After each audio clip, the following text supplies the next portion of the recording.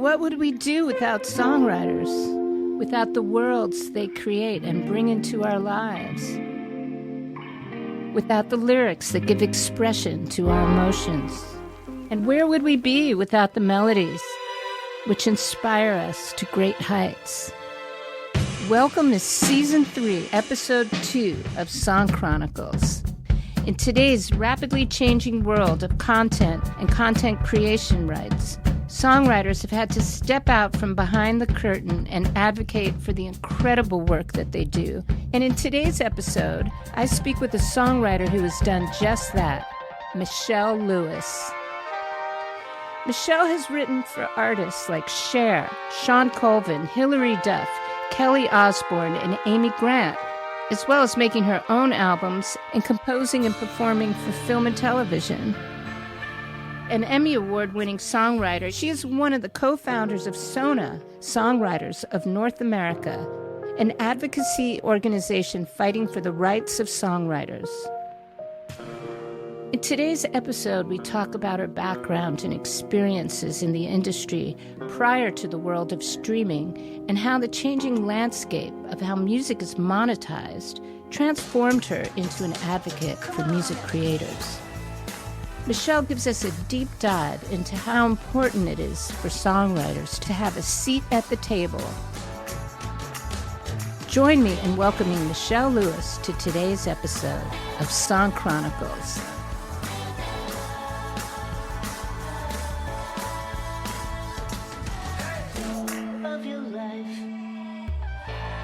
Thank you for doing this. I'm so happy to do it. Wouldn't it be great if you could do a brain dump on all this stuff that you have learned over the last decade? I can let this go. I said that to somebody today, and she got teary-eyed. When you're in the throes of doing things and trying to juggle your life, it's sometimes hard to get a read of the effect of what you're doing. Totally. I didn't really know any of this until 8 years ago. And we started SONA in 2015. And that was really the beginning of my journey in learning all of this. Like, this is a really new knowledge set for me. And it was a really steep learning curve. Before that, I had been making a living as a songwriter for 2 decades and knew none of it. It's amazing. We're going to talk about your work with SONA. I want listeners to know how badass you are before you ever did that, and still are, because you had a recording contract with Giant Records and you were an artist and you jumped into working with other artists and writing songs for them. So you've had success as a songwriter, as a writer for other people. And now TV and doing shows and Right Girl. And that has been just the most amazing experience. I think that was before SONA. It was, yeah. And so, the first thing I lead with when I talk about Right Girl is that 100% of the girls that go to Right Girl go to college if they want to. Like, if they apply, they get in. And I mean, I have chills talking about that. And I was working as a singer, songwriter, doing everything I could possibly do to make a living doing music. There was a gap in that kind of mentoring for teen girls at the time. Pair professional women writers with teen girls who didn't necessarily want to be writers as their career, but they needed help and mentoring with communications through writing, with written communication. And I'm finding that, it's funny because that I can relate that to SONA because there was a gap in advocacy for songwriters when we filled that gap. So Karen filled the huge gap that existed for, more at-risk communities for girls in Los Angeles to help them get their written communication skills up to a level of the kids that had more in communities with more resources. Karen had real equity endeavor. It was really to provide some equity because there was just such a difference between the way kids were communicating and getting into college. What a piece of data that is. And what an amazing legacy to have. Incredible. So yeah, right? Every girl that wants to go to college goes. Unbelievable. And it's not songwriting based. It's all kinds of writing. Songwriting is just one of 12 kinds of writing they teach during the year. Even calling it teaching is too pedantic. It's really a life experience with a professional woman writer who does that for a living with a teen girl who needs to grow as a communicator. So they do journalism, they do novel writing, fiction, they do poetry, they do screenwriting, all different lanes of writing. I started doing the songwriting one literally 20 years ago. It's a workshop, Saturday workshop, where all the teen girls gather with their mentors. And then someone who is a professional in that type of writing comes and leads you through it. And as you know, Louise, on the songwriting day, we get maybe 60 or 70% of the girls have never written a song before in their lives. So we just teach them the basics of lyric writing. They're scared. They think there's some like magic to it. They think you have to be a great musician. We sort of pull the curtain back on all of that. And we just go, no, you just have to write from your heart, write personally, write your experience. And then where the professionals come in is then we turn those words into a song and we perform them at the end of the workshop. And they cry, they scream, minds are blown. It's one of those things that it's like, it is the best day of the year. It is amazing. So let's walk through that particular day, the moment, just so people understand how this works. How do you perform a song when they've just written it? So all the professionals are on a stage, and the girls who have written and have worked with their mentors earlier in the day are in the audience, often with their parents, right? Mm-hmm. Their moms or both their parents are there. Mm-hmm. And you or Karen or one of the volunteers will hand us maybe 3 lyrics, just like randomly. Here's a song. It's on like a sheet of paper, right? Like it's on like a thing with 8 lines on it. And we've had the girls transfer from their journals those 8 lines onto the sheet of paper. And then they hand you the sheet of paper and go, have fun. Like, Godspeed. First of all, the talent of the women in there, that they are able to take a lyric, like a cold reading, for amazing actors. They take a lyric, and suddenly there's an incredible melody, song structure, performance, and it just sounds like something. And of course, the people who have written on this piece of paper and have never written a song in their life, and then they hear it performed that well in front of them, their life story, their struggle, their whatever is sounding like this. I have had the blessing of being a part of that amazing Saturday many times. So tell us about Amanda Gorman. So I guess maybe like 8 years ago now, she was a high school student, high school in Los Angeles, with her twin sister. And she and her sister came to all the workshops. And they were very committed to it. I mean, they were shower uppers.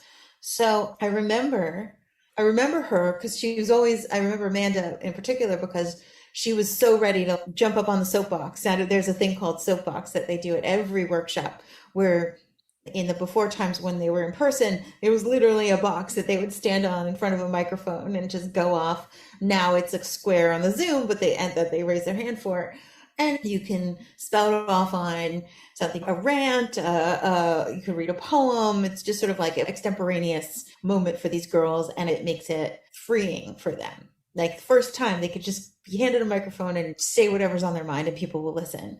And I remember Amanda being like already the queen of the soapbox, like just getting up there and having something always poignant and interesting and righteous to say. So I remember her from when she was little, like from when she first started. And then I think in her senior year, this was at the songwriting workshop, it was the junior year or senior year. It was the year Eric Garland was killed. And in New York, he was brutalized by police. And his last words were, "I can't breathe." And she wrote lyrics because it was a lyric writing workshop. She wrote lyrics with that refrain. And in this way that you've already described, where she writes it on a piece of paper, the piece of paper gets handed to someone. That piece of paper got handed to this singer-songwriter named Kyler England, who had her guitar and just started singing the words. And I cry thinking about it. It was one of those things where we were all just like sobbing. We're all just sobbing. Like, we have to find video of it because it was one of the most extraordinary moments. Like, you just knew. That's incredible. Thanks for expressing all of that. It's really good to get an infusion of remembering how great Right Girl is. And Karen, by the way, is spelled Keren. Google Karen Taylor and Right Girl. Just the most amazing experience. So let's get into SONA. But before we do that, you got this chutzpah about you. And I wondered how you grew up with. Let's just say I come by the yenta-ing, the connection of people, very naturally, right? Jewish from New York, big family, very progressive and civil-minded. My parents were both musicians. My dad, he actually died when I was pretty young. I was 20 when he died. He was in Frank Sinatra's band. He was actually the tenor player in Frank Sinatra's band. He was a tenor saxophone player. Amazing. Yeah, so I grew up around cats, not animal cats, but, the musician kind of cats. I was a little kind of mascot of the cats. Sometimes I would go on tour with them and my dad would bring me on the road with the Sinatra band. It was crazy. That life experience was insane. And then the other crazy life experience is that my mom was also a kind of cat. She was a session singer in New York in like the 70s and 80s and a lifelong singer, sight reading, perfect pitch, all that stuff. Coming out of the jazz world, I think she, was in Benny Goodman's band until she had me.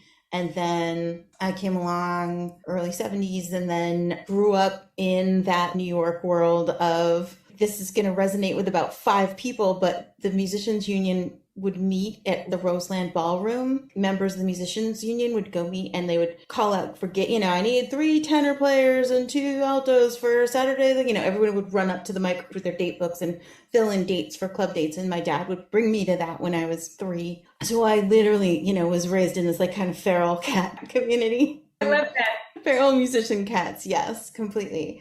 Which is probably, part of when it came to going to college, I chose something really academic because I was like, I got the music part, I feel like I know how to do that. And it was in college that I really got a sense of social justice and civil rights. I was at Columbia when we were trying to get the administration to divest from South Africa, and there were all kinds of social justice things going on. The Women's March in Washington in 1990, marching for reproductive freedom as an 18-year-old, and I can't believe we're back to doing that now, But that's where my social justice and advocacy was forged.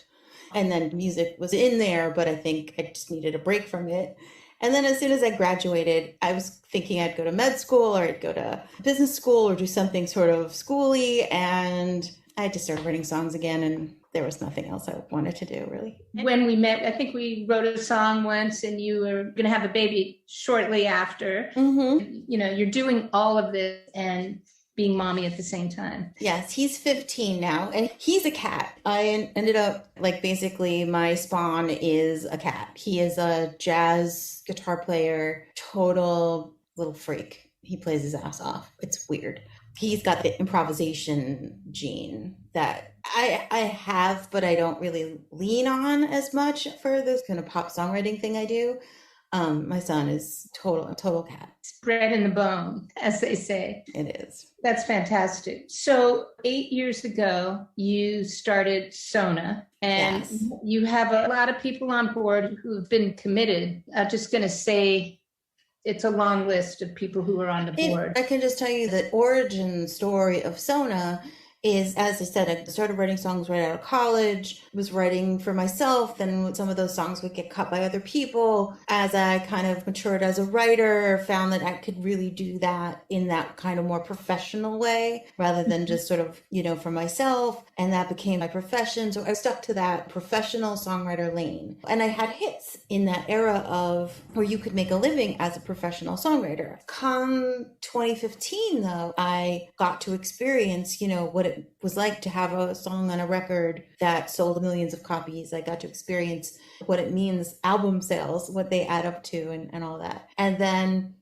towards the late, aughties, 2008, 2009, that's when we really started feeling the effects of YouTube, right? Of being able to get music and consume music for free. So that pulled the bottom out of the music industry. The music industry, the value of it dropped from, something like 33 billion annually to like 12 billion annually. And that was across all genres, all kinds of music, all formats of music. So it was artists and songwriters and labels and publishers who got, completely destroyed by this new technology. Then as it started building itself back up through streaming became this great way of consuming music. A few years into that, we found that songwriters were not participating in that revenue the way they had been with earlier formats. And so that's a fancy way of saying around 2015, my friends and I, we started checking out our statements and we're like, what the fuck is going on? We were basically like, my hit in 2015 is worth a fraction of what my hit in 2005 was worth. Does that make sense? Same amount of work. Yeah.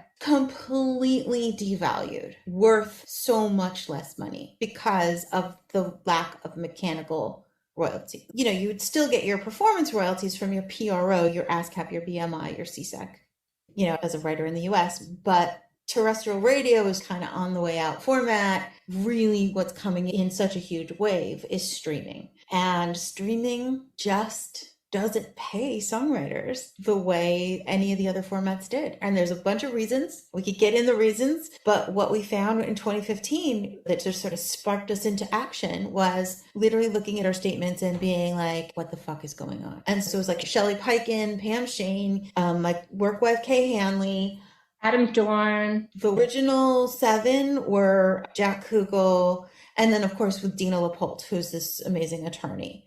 So there were 7 of us in 2015. Yeah, so I've been to some of your meetings. And so I want to slow you down a little bit because people may have questions that are a little more rudimentary before the fine tuning. First of all, let's just explain a PRO is a performing rights organization, PRO versus a publisher. So I didn't really understand any of this, like I was saying, until I started SONA, because this was all sparked by, you know, up until a certain point, you're just getting paid, you're going along, you're doing your thing. And it's like, you just want to write songs. You don't want to look under the hood. You just want to do the thing you're good at. So it doesn't take a law degree. It doesn't take a whatever to know this stuff. You just have to look under the hood for a minute.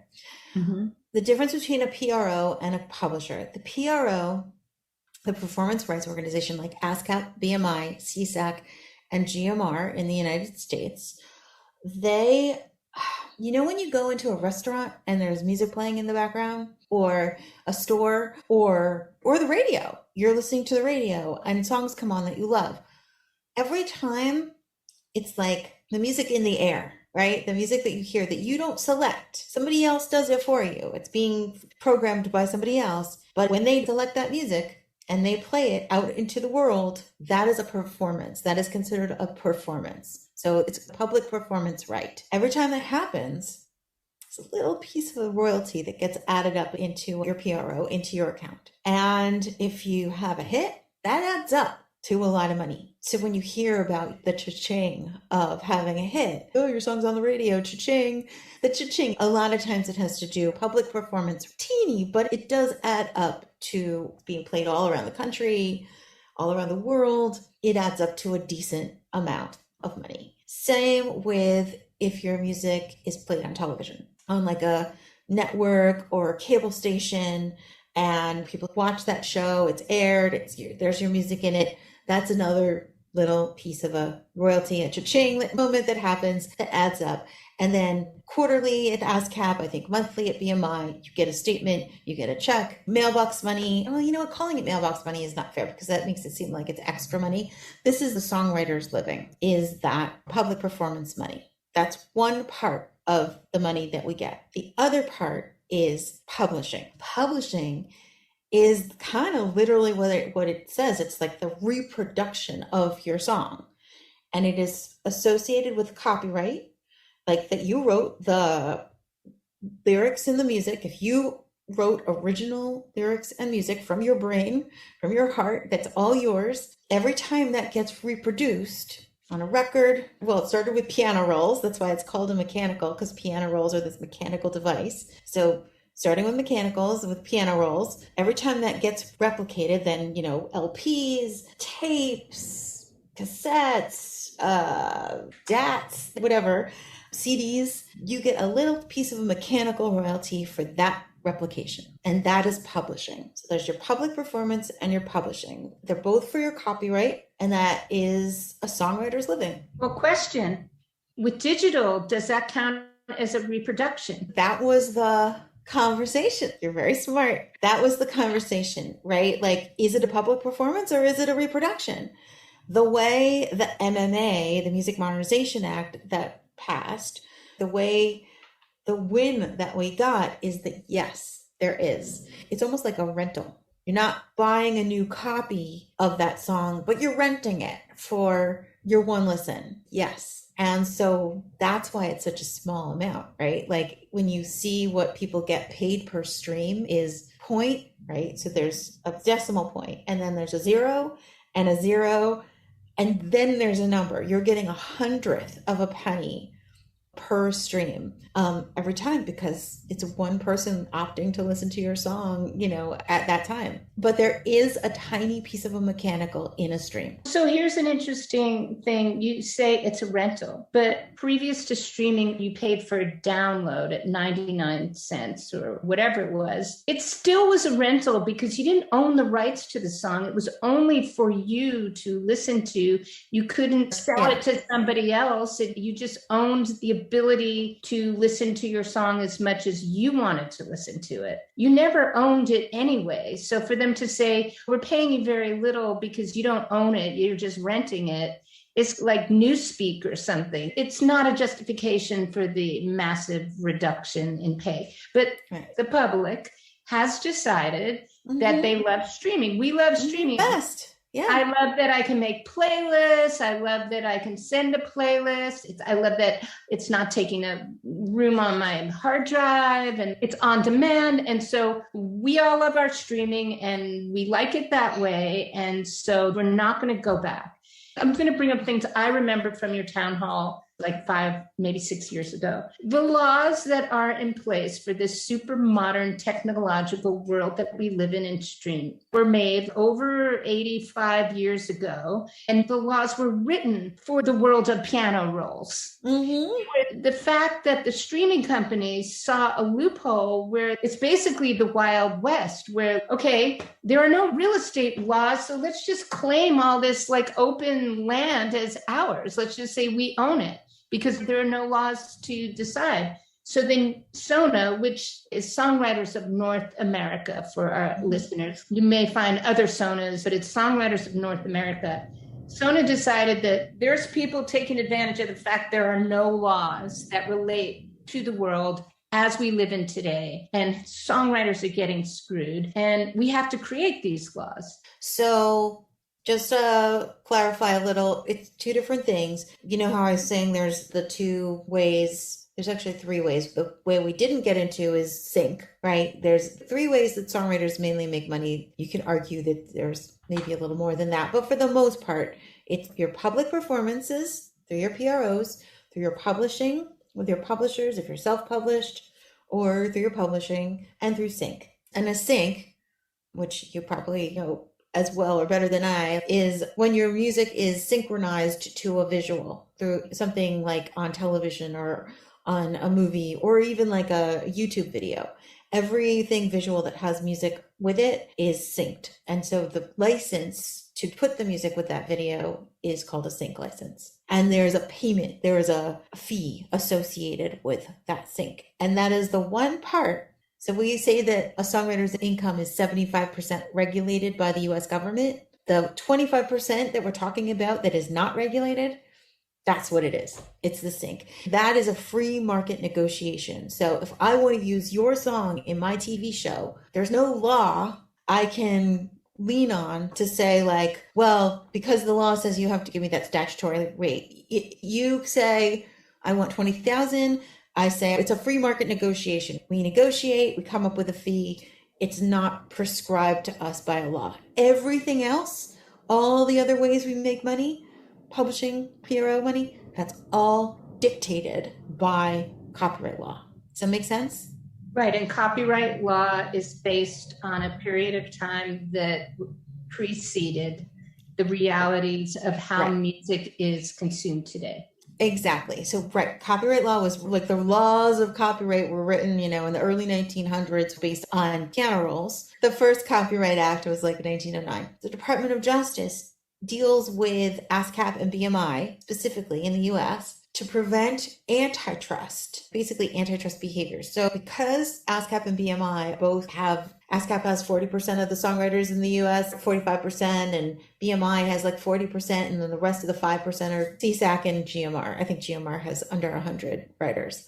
Global music rights, that's Irving Azoff's private PRO. So, but ASCAP and BMI, because they have most of the writers in the United States, they're considered like monopolies. So there is a consent decree, which, what is it? A judge gives you like your own rules of the road that you have to stay on. Otherwise, you're violating antitrust laws. I know when I talk about consent decrees, I feel people's eyes rolling in the back of their heads. It is so not what you want to be thinking about. It's so not sexy. But yes, antitrust law in the United States completely governs and represses how much money PROs can charge. So it's not a free market. It is not a free market. Okay. So that is the one part. And that is like, again, dating back to the 1940s. I think ASCAP got its consent decree in 1941 and BMI got theirs in 1943. And those were basically given by the Department of Justice to allow the fledgling radio market, and it wasn't even that fledgling, it had power at the time, to grow without having to pay songwriters much money. Right, okay. So the MMA, explain what that meant when that passed. So you very rightly pointed out that, like, what is a stream? Is it a reproduction? Is it a performance? What is a stream? The MMA, one of the most modernizing things that the Music Modernization Act does is codify what a stream is. A performance and a mechanical. That formula is kind of determined in this way. The rate is set on the mechanical side. It is set by a tribunal, like these words, by a tribunal of three. You asked for my brain dump. Here's the brain dump. There's something called the Copyright Royalty Board, which is basically 3 judges in DC who set the rate for 5-year periods on mechanical royalties. That's the publishing. They like basically determine the publishing rate for all of songwriters and publishers in the United States for 5-year periods. So I don't know if you heard about this win that we had recently. Did you hear about the CRB ruling that we got a raise? We went from 10.1% of streaming revenue to 15.1% of streaming revenue over the last 5 years. And then over the next 5 years, we're going to go from 15.1 to 15.35, which doesn't seem like much of a bump, but each percentage point is actually hundreds of millions of dollars. So we're getting a raise through the CRB, the Copyright Royalty Board. Those are the 3 judges. It wasn't a law that passed. It was a ruling that they made to grant this raise. They basically are forcing the digital service providers like Spotify, Amazon, Apple to pay, instead of paying 10.1% of their annual revenue pool, they now have to pay 15.1% of their revenue pool. It's a decent jump. Amazing. So a couple more questions. Let's say you're having this brain dump and you're like, I just can't think about this stuff anymore. Okay. My brain's going to explode. Yeah. Somebody's getting out of college and they want to be a songwriter advocate. What is the job description? Here's what I want you to know, and here's your job. Let's say they're outraged. They get out of college and they go, that's ridiculous. Why are songwriters paid so little? Why are we paid less than the actors, the singers, the people who have the record deals? There's a thing about the invisibility of songwriters. Those words come out of someone else's mouth. It's like the script writers or the speech writers behind the politicians. Your life experience, your heart and soul, it's your hard work. There's a lot of skill involved. It's your skill. Yeah. What would you tell a new breed of musical activists? What's their job? To not accept the status quo at face value. Like, the reason I think it was a bunch of like older broads that started ringing the alarm at SONA is because we knew apples to apples. It was those of us who had hits before streaming, who saw what a hit was worth after streaming, who went, hey, that's not okay. Anyone who's had a hit in this era of streaming is kind of gaslit to believe that that's all there is, and that you can't really make a living as just a songwriter. You have to be on the master, and you have to, like, participate. You have to hustle to participate in all other kinds of ways, in all different kinds of income. You can't just be a songwriter anymore. And so what I would say to young songwriters who want to really just hone their songwriting skills is like, well, don't, because you won't make a living that way. But also know that that's not normal. Like, you should be able to make a living as a songwriter. You shouldn't have to, do, like, screenwriters don't have to, be the actor as well, right? They don't have to act in the movie, which is sort of the analogy, right? Like, if the recording artist is like the actor, the songwriter is like the screenwriter, but now the songwriter actually has to be like the actor, the recording artist as well, be the producer, do all the things to be able to cobble together a living. So what I would say to young music creators is, like, hone other skills, but also fight. Don't just accept that songwriting has no value, because it's the thing. It's the thing that everything else is based on. It's the first part of the chain, right? Without the song, like, what's the recording artist going to record? What's the record label going to put out? What's the publisher going to publish it? What's the digital service provider going to provide? There's nothing to do without the song. So I feel like if there was anything I would evangelize about, is to put songs and songwriters first in this conversation, and don't water it down with a lot of blizz about, hustling and make it, and, whatever. Fight for the value of the work. And where do you go to fight? The DOJ? What's the inroad? The inroad is like through advocacy organizations. Your PROs do a really good job of getting the word out to their members. SONA, NSAI, the Recording Academy. There's 100%ers, which is a new group that just popped up that is doing really great work, particularly for younger songwriters, because they really understand the struggle. There's some really good advocacy organizations. NSAI, Bart Herberson is like the general. He understands the legislative battles that are actually winnable. I mean, I really look to him. If he says something can be won, can be done, I believe him. That's a good thing. That's a good trait. Yeah. So as someone who has been in the music business so long, there's a couple of terms I still don't completely understand. And I'm going to ask you what they are, since I have your attention. Explain neighboring rights. So remember how you were saying before, so let's just be specific, terrestrial radio. So that's the radio that has like a dial, where you have the call letters and that kind of thing. Satellite radio is different. It's paid in a different way. So like Sirius XM, different beast from like the dial based radio, right? So that kind of radio, you were saying it before, does not pay the recording artist. It only pays the songwriter. It only pays the publisher and the songwriter, the PROs. Because I think the deal was struck back in the 40s that like songwriters have nothing to gain from radio. They're not putting out albums. They're not, there's the only way to make a living for songwriters is through performance royalties. So they weren't able to make that promotional argument for songwriters. We know it's bullshit, right? We know that the promotional argument is totally bullshit. And the Recording Academy has been fighting for that terrestrial radio right since Sinatra. Like literally since Frank Sinatra, they've been trying to get that royalty for the recording artist for the sound recording through terrestrial radio. Where neighboring rights come in is that the United States is one of the only countries, along with North Korea and Iran, that don't pay a radio right to performing artists. Everywhere else in the world, every other country collects royalties for the sound recording to the owner of the recording and to the artist. That, as you can imagine, if you do some quick math, is worth hundreds of millions of dollars that is being collected because a lot of the music is made here in the United States. So those neighboring rights are being collected in the world and they exist, and you have to actually find a way to get paid those royalties that are like accrued in Brazil, right? Brazil is a great, terrestrial radio market. If you're a performer on, if you've had any hits over the last however many years and you're a performer on any of those songs, There's a pot of money waiting for you in these countries. They administer them through the SAG-AFTRA fund. There's this organization called IAFAR.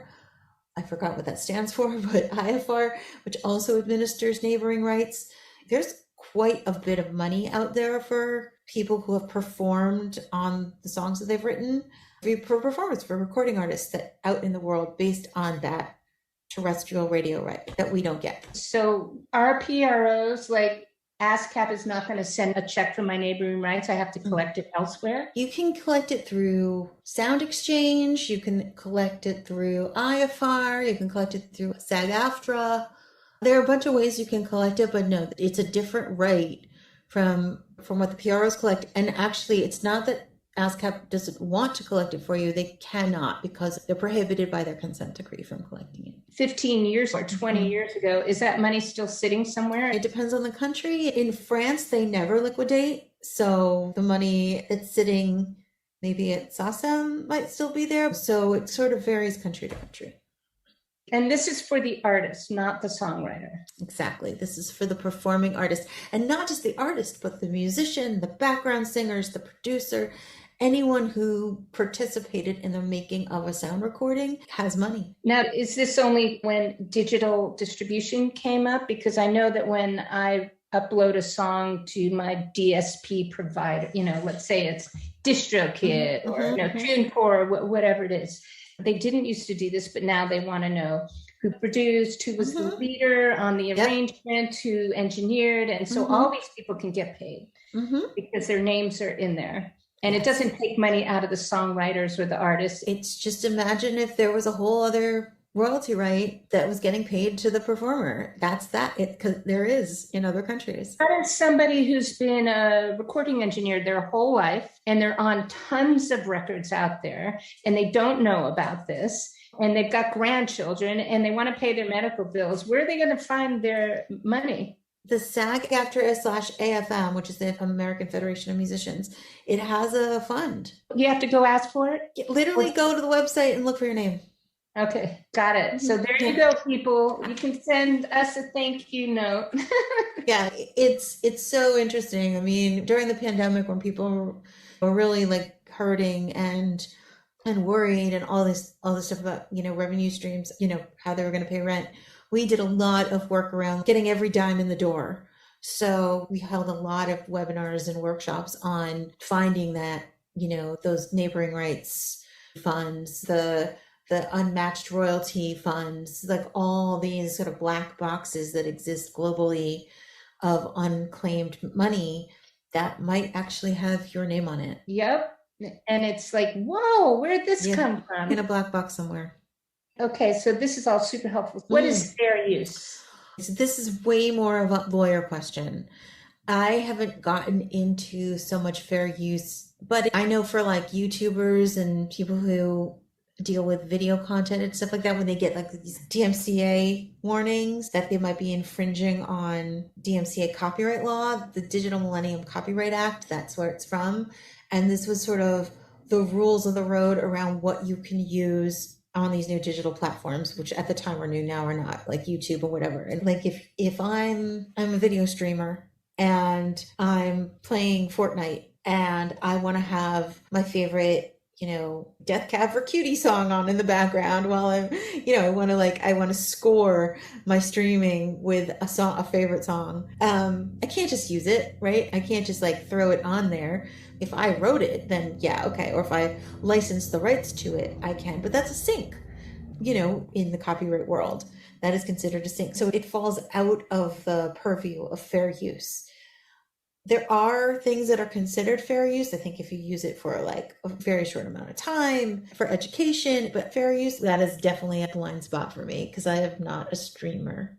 Actually, YouTube has this feature where it recognizes, it says, oh, we recognize this digital piece of information, and it diverts money and goes and pays the person. YouTube says, we're going to go and pay a part of 0.1 part of a penny to the owners of those songs. So that's convenient. Mhm. Sometimes I'll put up a podcast with music from the artist in it, and a part of it will be muted and says you don't have rights. So we're silencing that. Right. Like you can't use Desolation Row, but it diverted the money to the proper owners of those songs. So I think in an educational aspect, my understanding, and I could be completely wrong, is fair use is if it's for non-commercial use, right? If you're not making money off of that use in some kind of, you're not selling something. If you want to donate any money or write me a review, that would be yes. really, but it's a labor of love. Yeah. Yes. So, okay, I think I've covered all the main questions with all of this. This has been so incredibly eye-opening. I will also say, if you do kind of have that, if you're out there, I'll just say, I'm really looking for my replacement. Like, I want to put it out into the world. Like, I'm looking for someone to take the SONA ball and run with it. I feel like we've created this great community. We have this structure. We have a brand.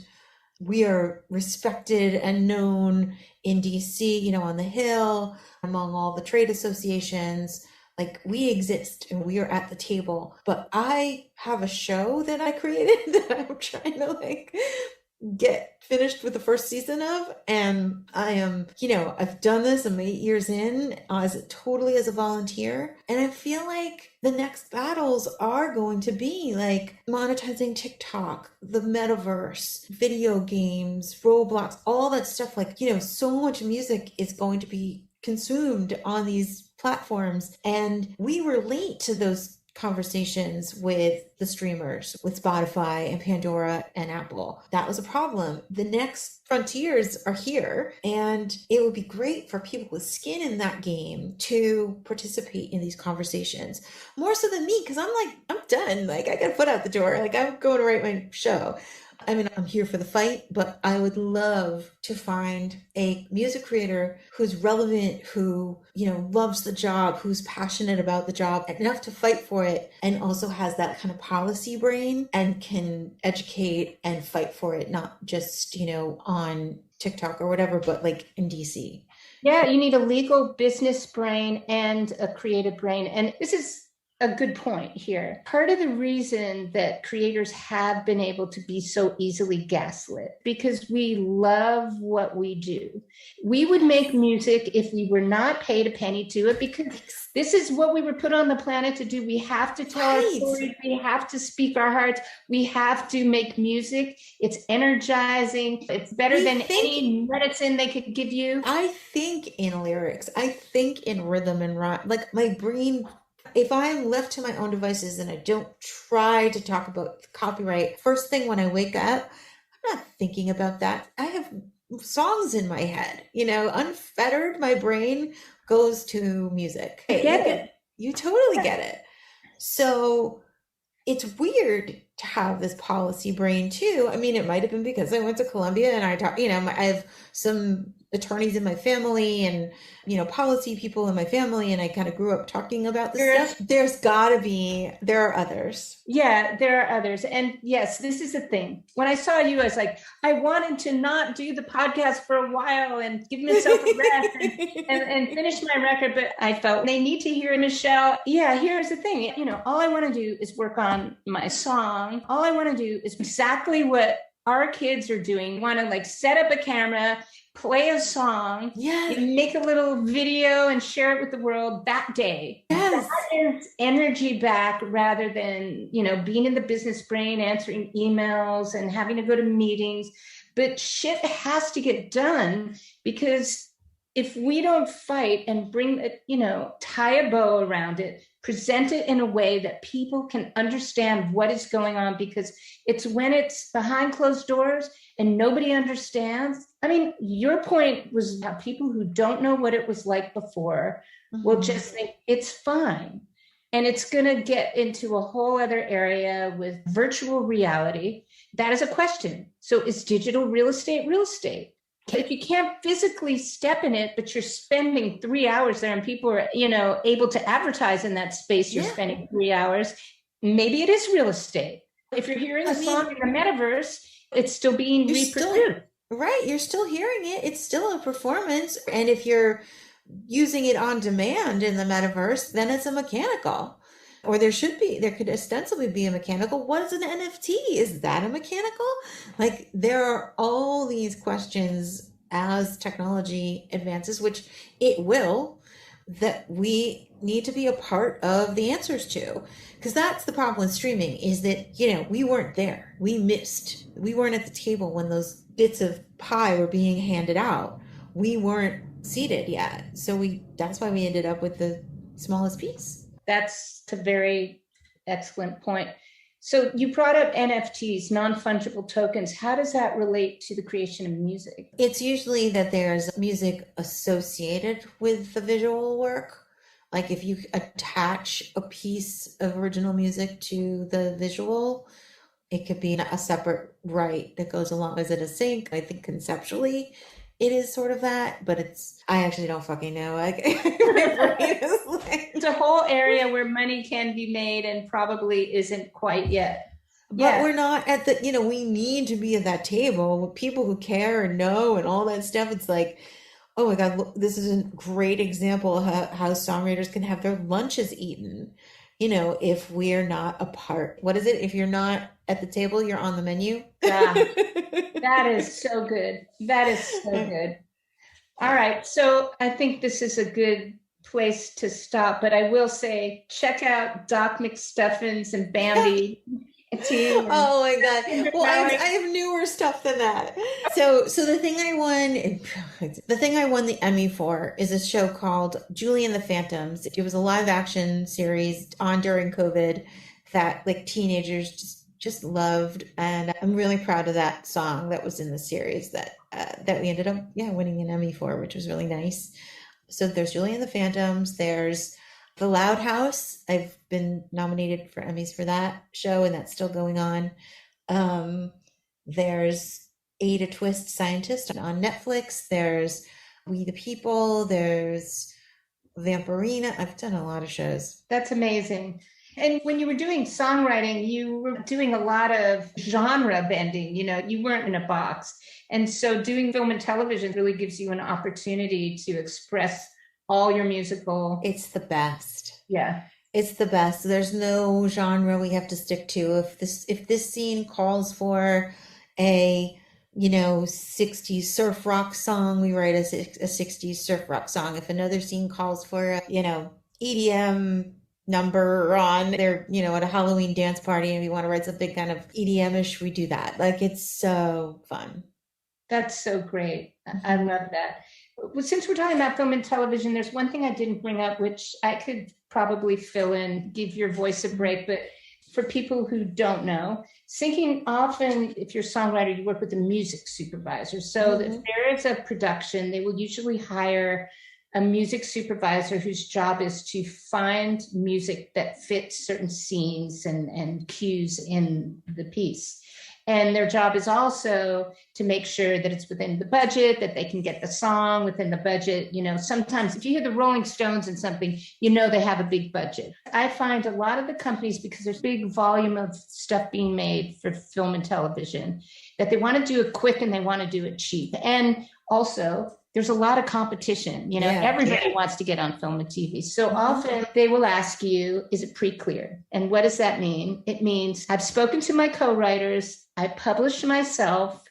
If you want to put this in, you don't then have to call up Warner Chappell. They don't have time. And they don't want to find that suddenly it costs a whole bunch more money. If you're a new songwriter and you want to get on film and television and you own your own publishing, you have room to maneuver quicker, and you can make a deal and you can say, no, that's not enough money, or yes, I want more money, or my co-writer says, yes, it's fine. You can pitch it. It's really good to think about that if you are sort of, when you're writing with people who are signed to major publishers, tend to gum up the works a little bit more when it comes to syncs because they don't need it as much. But I think they've learned at this point that their writers need the money. So whereas like 20 years ago, my first big Disney thing, the Bambi thing you talked about, my publisher originally, it was BMG at the time, said no. It was a lot of money for me at the time. And I was like, are you serious? You're going to say no? And they're like, well, we don't say yes to buyouts. We don't allow buyouts. And I was just like, we own your publishing. I was like, anyway, since the time, publishers they don't say no. They want the sync. And sometimes they help pitch the syncs now. Yeah, so you have to find out what's right for you and the relationship you want and how you want to go about things. Well, this has been so great. Listen to Michelle's plea. She wants somebody to fill her shoes. Pretty big shoes to fill, but if you're out there and you're passionate and you have good business sense and you're good at speaking and you're a clear communicator and you love creators and you understand that the world is enriched by music and ideas and messages. You know, where would we be without all the protest songs of the 60s? What would history look like without Sam Cooke? Where would we be without the music and the ideas and the songs that have completely shaped the soundtrack of American history? You're so right, Louise. That is exactly the way to put it. It is like, it's so woven into our historical fabric that, like, you know, I can't imagine if, like, moving forward, there's just silence, right? Like, if it's just, there's no music. AI can't cut it. AI can't cut it. So save the job of songwriter, which is 100% at risk as a job, the songwriter class, that job description, there is no guarantee. In fact, if I were to predict if things just kind of stay on this trajectory, 10 years from now, it won't be a job anymore. That is something worth fighting for. And it is absolutely something worth fighting for. Like your mother, right? Like, where would we be without a job?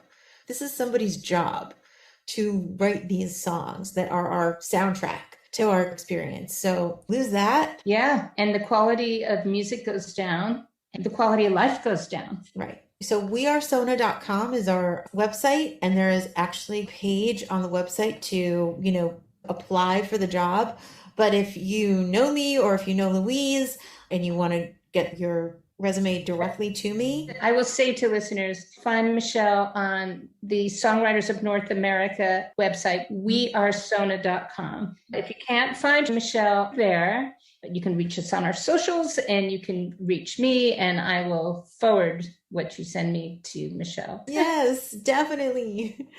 Thank you so much, Michelle, for doing this. My pleasure. This was better than I could have hoped for. I'm so glad we did this. Thank you for letting me do it. Like I said, I needed the brain purge. Seriously. Hopefully this person is out there. Hopefully there's more than just one too. We need board members. We need raise them to be a lawyer and a creator. Please, I know they exist. I know these people exist. They're out there and they can be board members. They could be executive directors. You know, we exist because there was a vacuum in this space. There were not people fighting the way we were fighting for the people that we're fighting for. So, and that still exists. So we got to keep it going. Well, thank you, Michelle. Have a great rest of your day. You too. Bye-bye. Bye. Thank you, Michelle, for sharing that incredibly eye-opening interview. And listeners, please let us know if and how this information changes the game for you. If you've been touched by the power of song, and if you believe in the great gift that songwriters share with us, Michelle is looking for someone passionate and organized to share the torch. So please get in touch if that is you.